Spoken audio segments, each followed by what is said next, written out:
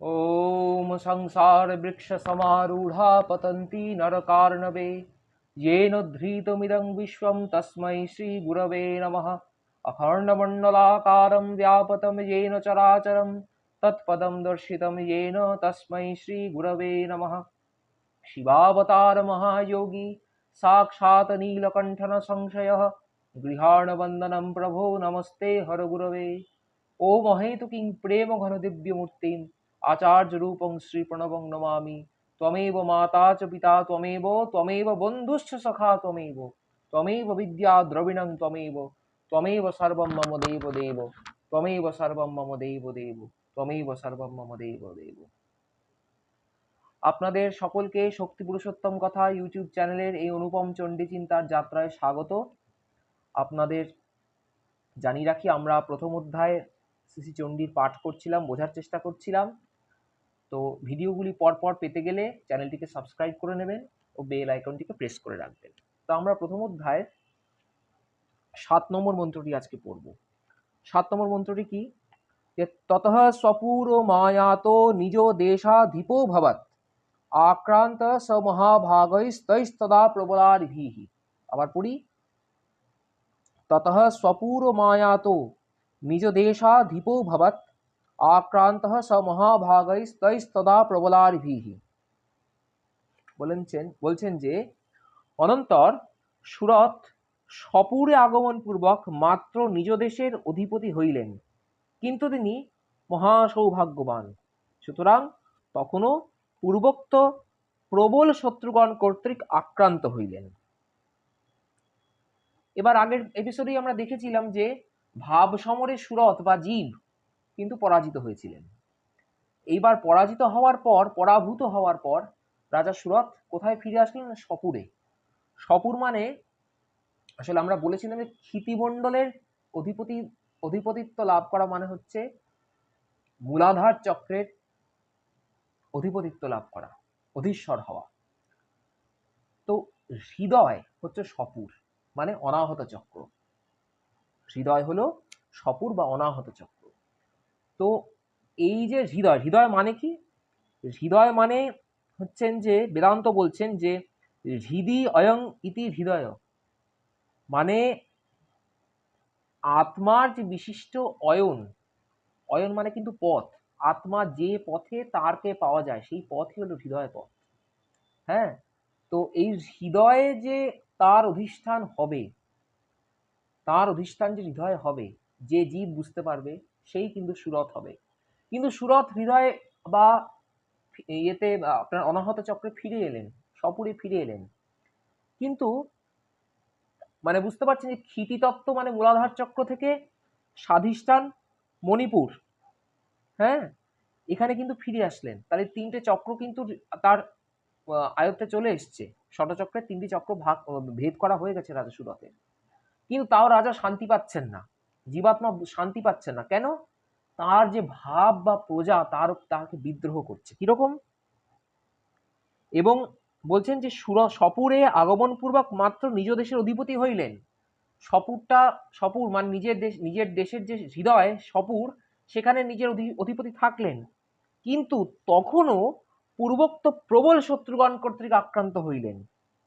আক্রান্ত স মহাভাগৈস্তৈস্তদা প্রবলারিভিঃ।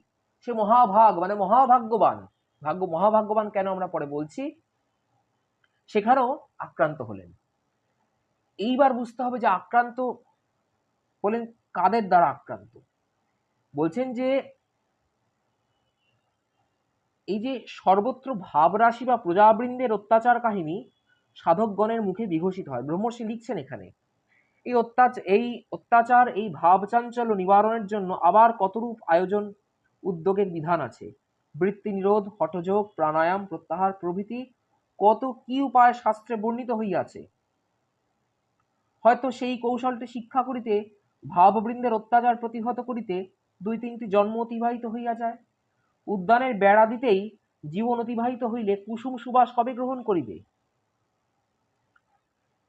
তাহলে বুঝুন, এই যে কাদের দ্বারা আক্রমণ, আবার ভাবের দ্বারা আক্রান্ত হচ্ছেন রাজা, আক্রান্ত যে হচ্ছেন তার থেকে নিষ্কৃতি পাওয়ার জন্য আবার সেই যোগ জাগ ধ্যান তপস্যা ইত্যাদির আশ্রয় নিচ্ছেন রাজা।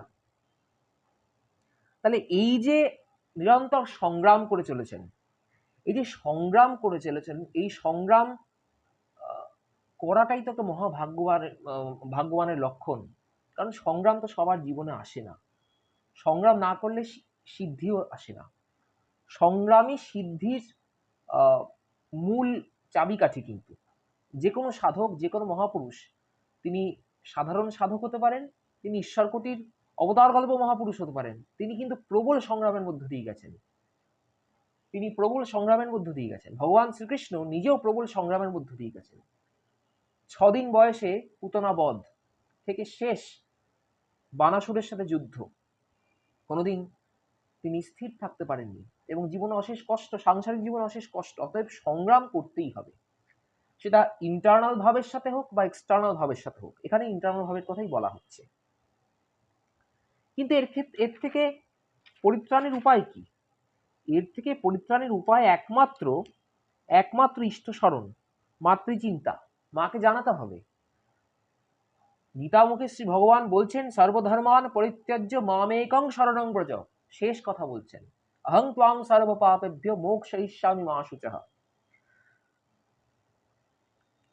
তাহলে এই যে ধর্মাচরণ আমরা করি, ধর্মাচরণ কি কাঠের ঝোলায়, কাঠের মালায়, ঝোলায় তিলক কাটা ইত্যাদিতে রয়েছে? ধর্ম সত্যি সত্যি ত্যাগ, সংযম, সত্য, ব্রহ্মচর্যে আছে। কিন্তু এই অনুষ্ঠানগুলো আবার অতিরিক্ত করতে করতে করতে করতে অনুষ্ঠানের দাসত্ব করতে থাকবো আমরা। তার থেকেও উপরে উঠতে হবে। তবে না সপুরে আসার পরেও, অনাহত চক্রে আসার পরেও এই যে এই যুদ্ধ থেকে নিষ্কৃতি পাবো। মায়ের অনুকম্পা পেতে হবে। তো তাহলে কি এর রেমেডি কি? রেমেডি হলো যে একমাত্র মাকে ডাকলে, গুরুকে ডাকলে, মাতৃস্নেহ অনুভব করলে জন্মস্রোত হ্রাস হবে অথবা বন্ধ হয়ে যাবে। এটাই সাধকের প্রতি মায়ের অনুগ্রহ। এই কৃপা লাভের জন্যই এত আকুপাকু করা আমাদের। তো বন্ধুরা, এই পর্যন্তই আজকে থাকবে। আমরা পরের এপিসোডে আবার শুনবো পরের মন্ত্র। ততক্ষণ বিরতি নিচ্ছি। আপনারা শুনতে থাকুন, চ্যানেলটিকে সাবস্ক্রাইব করুন, বেল আইকনটি প্রেস করে রাখুন, আর শরণাগতির ভাব নিয়ে মায়ের চরণে থাকুন। শরণাগত দীনার্থ পরিত্রাণ পরায়ণে সর্বস্যার্থী হরে দেবী নারায়ণী নমস্তে। জয় গুরু, জয় গুরু, জয় গুরু।